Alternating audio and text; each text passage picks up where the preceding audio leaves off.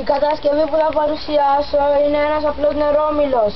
Αρχικά πήρα μια βάση και μετά κόψα ένα τετράκιλο μπουκάλι από πάνω και το κόλλησα πάνω στη βάση. Μετά προσάρμοσα τη φτερωτή και αυτό εδώ πέρα το πλαστικό κομμάτι για να μην φεύγουν τα νερά.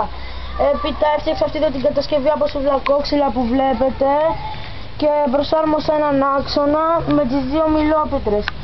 Εδώ πέρα έξω έβαλα ένα εξάρτημα για ημάντα και πέρασα έναν ημάντα. Μετά κόλλησα ένα κινητήρα ο οποίος έχει ένα μικρό εξάρτημα και αυτός για ημάντα. Εδώ πέρα χρησιμοποίησα μια μπαταρία, έναν διακόπτη. Και εδώ μετά χρησιμοποίησα πηχάκια, μια βάση και δύο αλουμινένια κομμάτια που τα κόλλησα.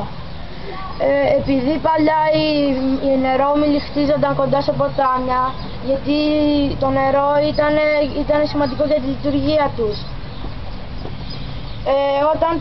Όταν το νερό εδώ πέρα στη φτερωτή είναι προσαρμοσμένο σε ένας άξονας, στον οποίο είναι συνδεδεμένες οι δύο μιλόπετρες.